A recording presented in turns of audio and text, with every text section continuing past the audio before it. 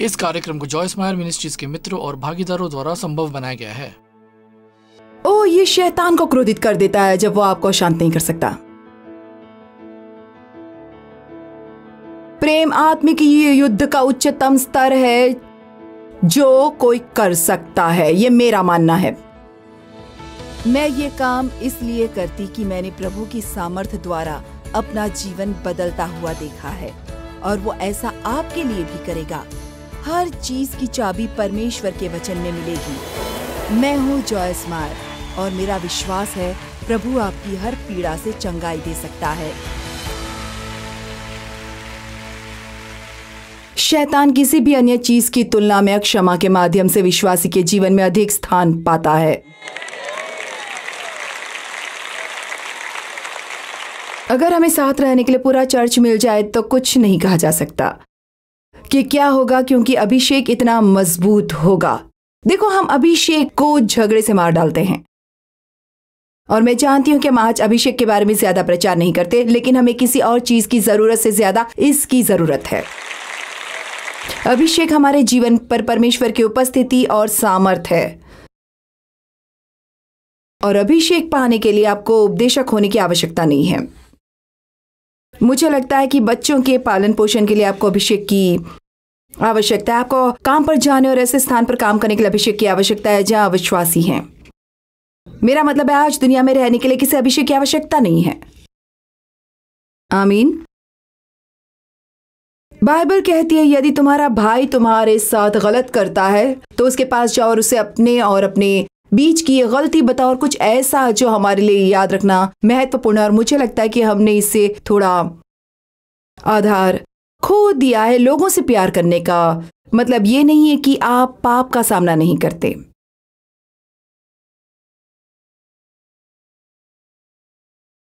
मान लीजिए आपका एक दोस्त है जो हर समय चुगली करता है, और आपको या तो उसे बात करके बताना होगा या आपको उसके साथ घूमना बंद करना होगा।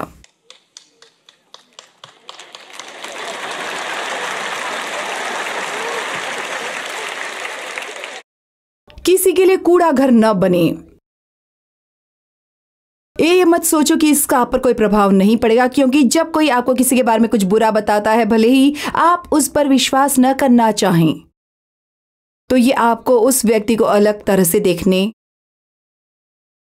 और आश्चर्यचकित करने का कारण बनेगा। बाइबल कहती है, प्रेम में सच बोलो, और ये कहीं नहीं कहता कि हमें पाप का न्याय नहीं करना चाहिए। हम लोगों का न्याय नहीं कर सकते क्योंकि हम उनके दिल को नहीं जानते, लेकिन हम पाप का न्याय करते हैं, और ये कुछ ऐसा है जिसे हमने करना बंद करना होगा। खैर, मैं बस उनसे प्यार करना चाहती हूँ और उन्हें अनुग्रह देना चाहती हूँ। खास तौर से पिछले कुछ वर्षों से अनुग्रह पर बहुत अधिक शिक्षा दी गई है। मैं कहती हूँ परमेश्वर का अनुग्रह है, लेकिन लोगों को अनुग्रह देने का मतलब ये नहीं है कि जब वे कुछ गलत कर रहे हों तो आप उनका सामना न करें। मेरा मतलब है, लोग बेवकूफ हो गए हैं। मेरा मतलब है, एक लड़के ने मुझे बताया कि उसका एक दोस्त उसकी गर्लफ्रेंड के साथ रह रहा था और वो तलाक लेने की प्रक्रिया में था, तो वो अभी भी शादीशुदा है, तो वो व्यभिचार में है और वो लड़की के साथ रह रहा है, और वो इस मित्र से कहता है, हम आत्मा के फल के लिए दिन में एक बार उपवास और प्रार्थना क्यों नहीं करते?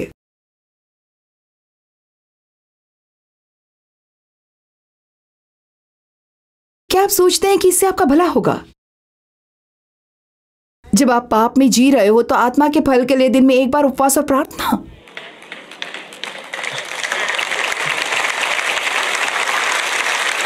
मेरा मतलब है, ऐसी स्थिति में आपको उन्हें बताना होगा, हे मैं आपसे प्यार करता हूं, लेकिन तुम्हें पता है तुम जो कर रहे हो वो बहुत ही गलत है। खैर, परमेश्वर धन्य है, मैं बस उनसे प्यार करना चाहती हूं। खैर, अगर हम वास्तव में लोगों से प्यार करना चाहते हैं तो क्या आप जानते हैं कि हम लोगों से कुछ क्यों नहीं कहते? हम नहीं चाहते कि वो क्रोधित हों। लेकिन अगर हम वास्तव में लोगों से प्यार करते हैं तो हम उन्हें नरक में जाते देखने की बजाय क्रोधित होना पसंद करेंगे। Come on. सुनिए, अगर आप इस साल मेरी शिक्षाओं का पालन करना चाहते हैं तो आप तैयार हो जाइए, क्योंकि हमारे पास हर किसी को यह बताने के लिए समय नहीं है कि वे कितने प्यारे हैं। आमीन। मेरा मतलब है, मैं हमेशा लोगों की उन्नति करूंगी और उन्हें विश्वास दिलाऊंगी और उन्हें बताऊंगी कि वे मसीह में कौन है। मैं यहाँ लोगों पर हमला करने के लिए नहीं आई हूं, लेकिन मैं आपको बताती हूँ जब हमें पुराने समय में कुछ उद्देश्यों की आवश्यकता होती है।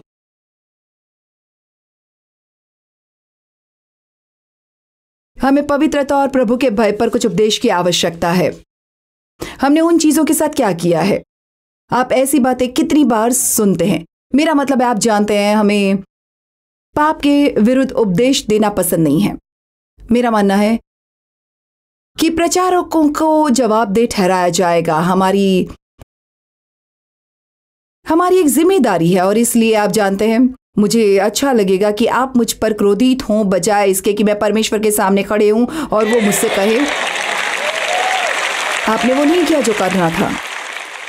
ओ, मैं लोगों को बड़े होते और परिपक्व होते देखना चाहती हूं। यह हमेशा मेरे जीवन की बुलाहट रही है। यह हमेशा पहले दिन से ही होता है। मेरा मतलब है, मुझे लोगों को उद्धार पाते हुए देखना अच्छा लगता है, लेकिन मैं एक सुसमाचार प्रचारक नहीं हूं, मैं एक शिक्षक हूं और मुझे इसका अनुसरण करना होगा, मुझे इसके पीछे जाना होगा।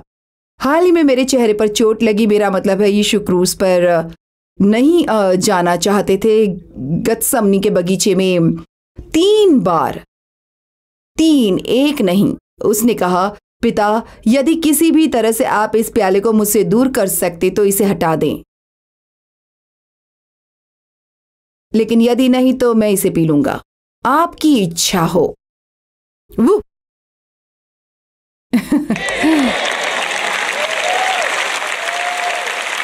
मैं आपसे कहती हूं, अगर उद्धार पाया हुआ हर व्यक्ति वास्तव में परमेश्वर की इच्छा पूरी करने को तैयार होता, चाहे इसके लिए उन्हें कुछ भी कीमत चुकानी पड़े, चाहे उन्हें कुछ भी बलिदान देना पड़े, मैं आपको बताती हूं, पूरी दुनिया पहले उद्धार पा लेती और हम स्वर्ग में होते।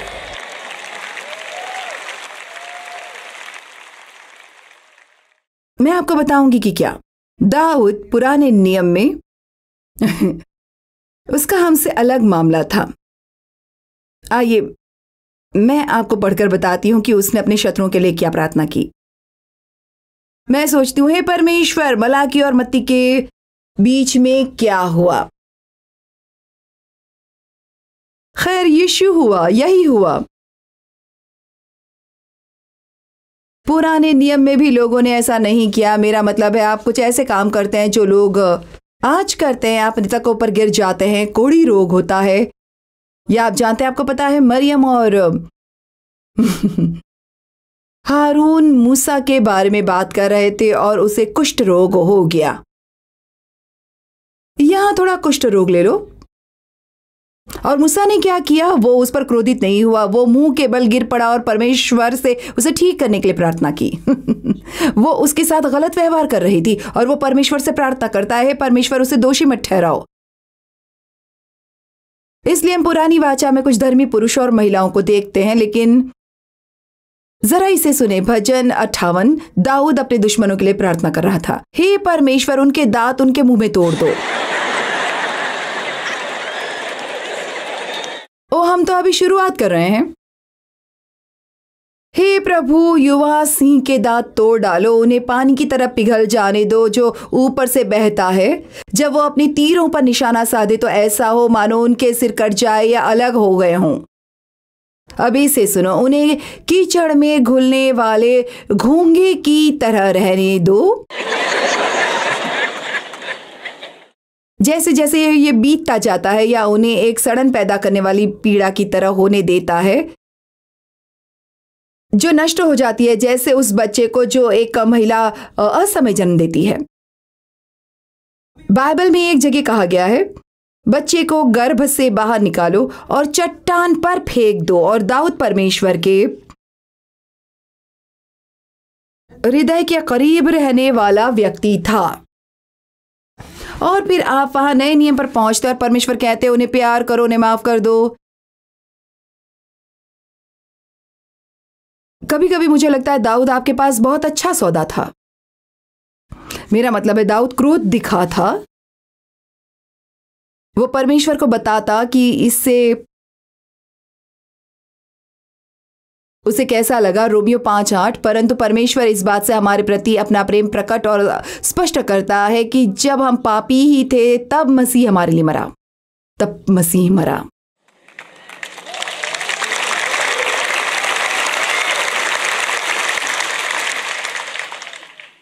रोमियो 12:20 और 21, यदि तुम्हारा शत्रु भूखा हो तो उसे खिलाओ, यदि वो प्यासा हो तो उसे पानी पिलाओ, और ऐसा करने से तुम उसके सिर पर जलते कोयले का ढेर लगाओगे। हाँ, इसका मतलब ये नहीं है जलते कोयले प्यार हैं ये एम्प्लीफाइड बाइबल के नीचे फुटनोट में है। ये प्यार है। जब आप उस पर उस प्रकार का उग्र प्रेम उड़े लेंगे तो ये उसे पश्चाताप की ओर ले जाएगा। मैंने वो अपने पिता के साथ देखा है। वो जानते थे कि हम उनके लिए जो कर रहे थे वो उनके लायक नहीं थे, और आखिरकार इसने उन्हें तोड़ दिया। और फिर मुझे ये पसंद है, ये मेरे जीवन के वचन में से एक, रोमियो 12:21, अपने आप को बुराई से पराजित न होने दो बल्कि भलाई से बुराई को जीत लो।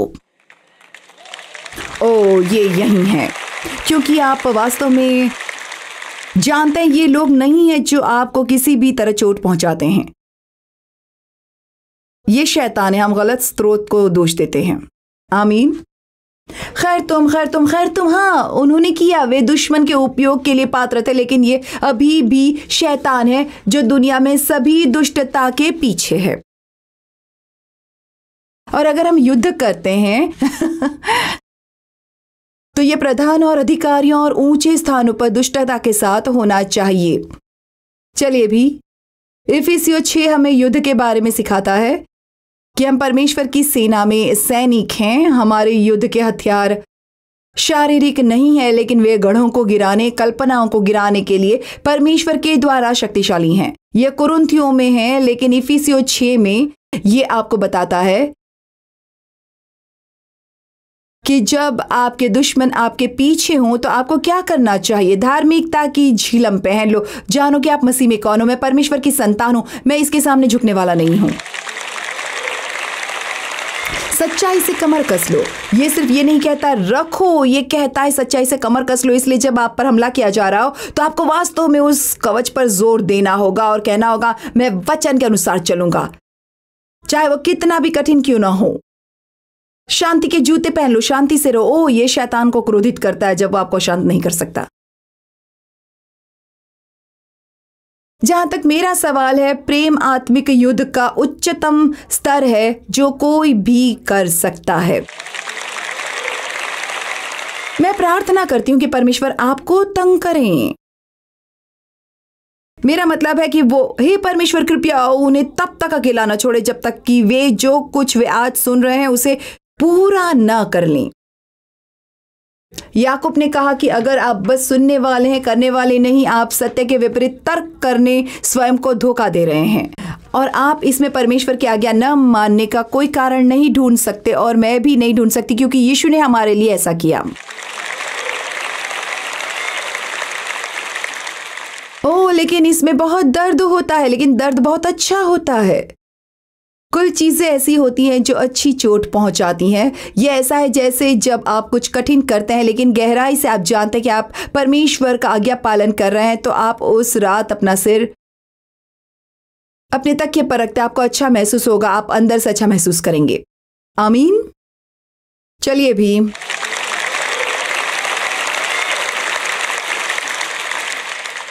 जब कोई आपको चोट पहुंचाता है, ऐसे समय भी आते हैं जब ये सही नहीं होता, लेकिन कोई आपको चोट पहुंचाता है, सबसे अच्छी चीजों में से एक जो आप कर सकते हैं वो है उनके लिए कुछ करना, और ये शैतान को पागल कर देता है। क्या आप जानते हैं कि मैं आज यहां जो कर रही हूं उससे शैतान कितना नफरत करता है। जब मैं बच्ची थी तो उसने मेरे साथ क्या किया, क्या आप जानते हैं कि वो इससे कैसे नफरत करता है और इससे मुझे कितनी खुशी होती है।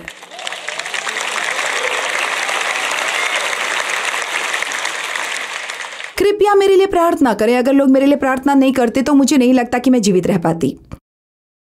शैतान नहीं चाहता कि आप इस तरह की बातें सुने। वो नहीं चाहता कि आप अपने दुश्मनों को माफ करो, क्योंकि जब तक आप लोगों से नफरत करते रहोगे तब तक वो आपके जीवन में एक गढ़ बना रहेगा। लेकिन अंदर से साफ महसूस करना कितना अद्भुत है, ये जानना कि आप वही कर रहे हैं जो परमेश्वर आपसे कराना चाहते हैं। मुझे ये फिर से कहने दो, आपको सही काम करने के लिए ऐसा महसूस करने की जरूरत नहीं है। आमीन। खैर आइए यहाँ कुछ उदाहरण देखते हैं। लूका 23:34। और यीशु ने प्रार्थना की है, पिता उन्हें क्षमा कर, क्योंकि वे नहीं जानते वे क्या कर रहे हैं। पौलुस ने मसीहियों को सताया। 1 तीमुथियुस 1:13 और 14। हालांकि मैं पूर्व में निंदा करने वाला और सताता था और शर्मनाक और अपमानजनक और आक्रामक रूप से अपमानजनक था, उसके लिए फिर भी मैंने दया प्राप्त की, क्योंकि मैंने अविश्वास में अज्ञानता से काम किया था। पौलुस ने कहा, मुझ पर दया हुई,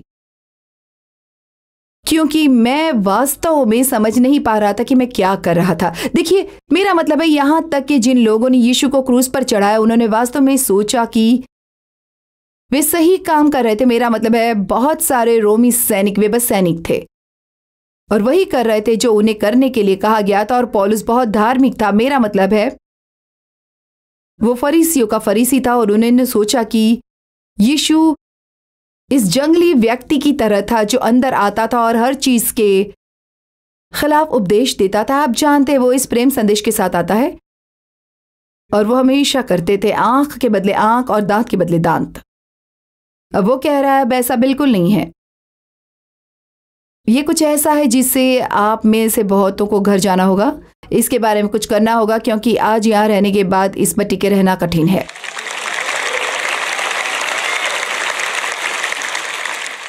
ये एक आउच हालेलुया होने वाला है। आज दर्द हो रहा है, लेकिन बाद में आप कहेंगे मुझे खुशी है कि मैंने ये सुना और परमेश्वर आपको ऐसा करने का अनुग्रह देंगे। मैं आपके लिए प्रार्थना करूंगी कि परमेश्वर आपको ऐसा करने में सक्षम होने दे। हम न तो सुनने वाले और नहीं करने वाले बनना चाहते हैं, हम वही करना चाहते जो हम सुनते हैं। और पौलुस और स्तिफनुस प्रेरितों 7:59 और 60। और जब वे स्तिफनुस पर पथराव कर रहे थे तो उसने प्रार्थना की, प्रभु यीशु स्वीकार करो और ग्रहण करो और मेरी आत्मा का स्वागत करो। और अपने घुटनों के बल गिर कर उसने जोर से चिल्ला कर कहा, हे प्रभु, इस पाप का दोष उन पर मत डालो, इसे उनके सिर पर मत लगाओ। और अब उसने ये कहा तो वो सो गया मृत्यु में, वे अपने हृदय में क्षमा रखने। वाओ!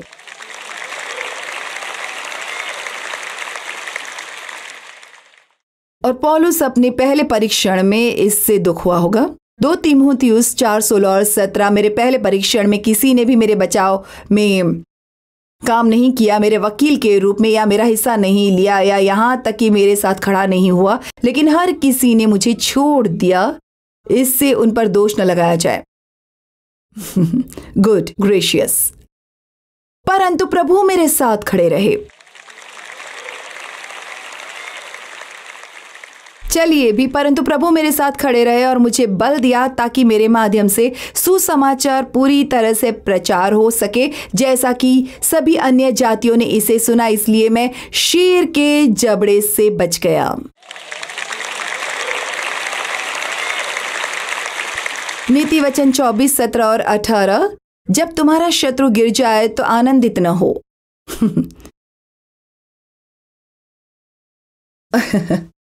और जब वो लड़खड़ा जाए या गिर जाए तब तुम्हारा मन प्रसन्न न हो। कहीं ऐसा न हो कि प्रभु ये देख ले और उसकी दृष्टि में बुराई हो और वो अप्रसन्न हो और वो अपना क्रोध उससे हटाकर तुझ पर कर दे, जो अब सबसे खराब अपराधी है।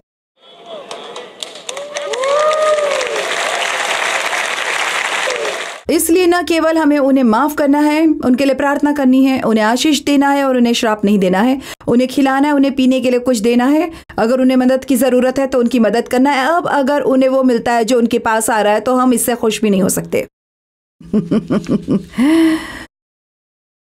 क्योंकि यदि हम हैं तो अब परमेश्वर कहते हैं तुम उनसे भी बदतर हो। कम से कम मैं सोचती थी कि मुझे वो मिल गया, खैर आपको वो मिल गया जिसके आप हकदार थे। चलो ऐसा व्यवहार मत करो जैसे आप ऐसा नहीं सोचते। तुम्हारे साथ ऐसा होना था, ऐसा प्रभु ने किया। परमेश्वर आपको कुछ में भी नहीं छोड़ता। क्या छोड़ता है? अब मैं आपको कुछ बता दूं, यदि आपका नया जन्म नहीं हुआ है तो ऐसा कोई तरीका नहीं है कि आप ऐसा करने के करीब भी आ सकें।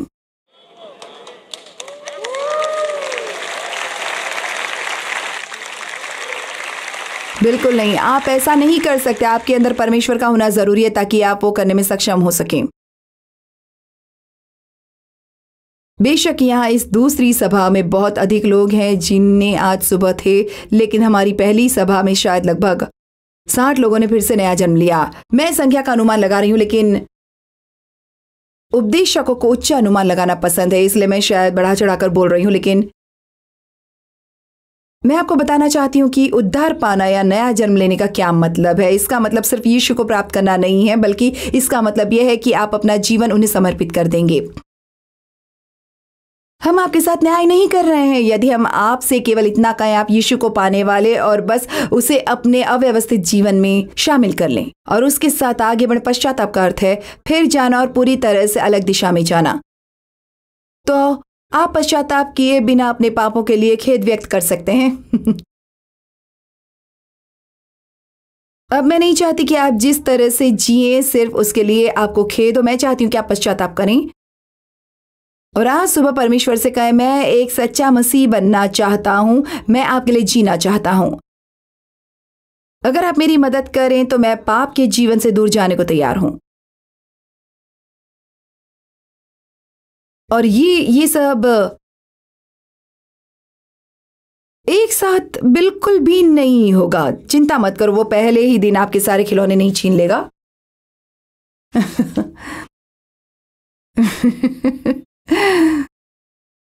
पवित्र आत्मा के बारे में जो बात मुझे पसंद है वो ये है कि वो जानता है कि आप कब किस चीज के लिए तैयार हैं। और वो धैर्यवान है और वो अपना समय लेता है। मुझे इसमें 45 साल हो गए हैं और हम अभी मुझे अब पता है कि अब मेरा दुश्मन गिर जाएगा तो मैं खुश नहीं हो सकती। कुछ चीजों में थोड़ा समय लगता है, परंतु आज ही परमेश्वर की इच्छा की और उस मार्ग पर चलना शुरू क्यों नहीं करते? यदि आप आज यहाँ हैं और आप कहते हैं जॉयस मैं अपना जीवन मसीह को समर्पित करने के लिए तैयार हूं, और आपको पता है आज यहाँ बहुत सारे लोग हो सकते हैं जो सोचते हूं कि आपने नया जन्म लिया है लेकिन आपने कभी भी अपना जीवन मसीह को समर्पित नहीं किया है, आप उससे पाने के इच्छुक रहे हैं लेकिन उसने आपको प्राप्त नहीं किया।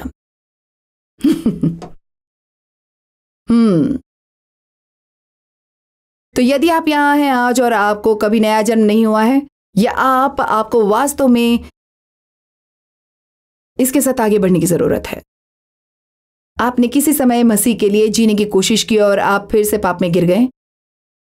यदि आप आज सुबह मेरे साथ प्रार्थना करना चाहते हैं और आप सच में करना चाहते तो मैं चाहूंगी कि आप अभी खड़े हो जाएं।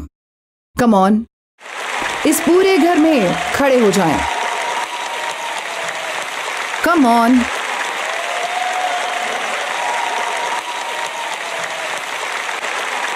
अद्भुत। चलो खड़े रहें, खड़े रहें, खड़े रहें। ओ अद्भुत। यहाँ एक छोटा लड़का है लगभग 10 साल का। आइए इस पूरी बिल्डिंग में। ठीक है, अब आप गंभीर हैं। ठीक है, आप गंभीर हैं। अब सुनिए, मैं आपको ये नहीं कहूँगी कि आपके कुछ कठिन दिन नहीं होंगे, लेकिन यीशु के साथ आपका सबसे बुरा दिन उसके बिना बीते आपके सबसे अच्छे दिन से बेहतर होगा। वो आप अंदर से बहुत साफ महसूस करेंगे। जब आप जाएंगे तो आपको एक नई शुरुआत मिलेगी। परमेश्वर की दया हर दिन नई है, हर दिन आपको एक नई शुरुआत मिलती है। आइए हम सब मिलकर प्रार्थना करें। पिता परमेश्वर, मैं आपसे प्यार करती हूँ। यीशु, मैं आप पर विश्वास करती हूँ।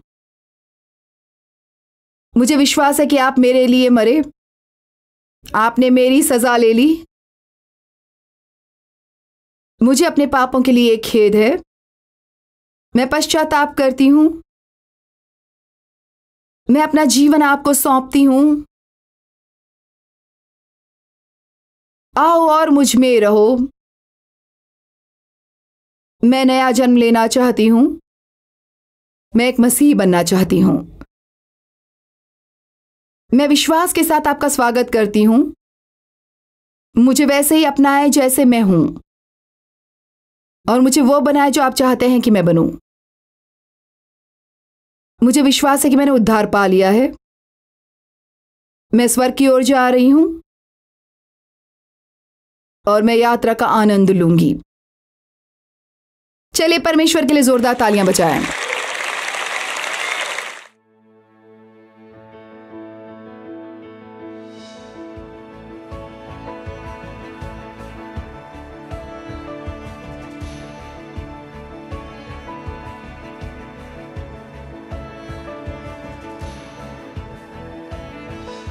इस कार्यक्रम को जॉयस मायर मिनिस्ट्रीज के मित्रों और भागीदारों द्वारा संभव बनाया गया है।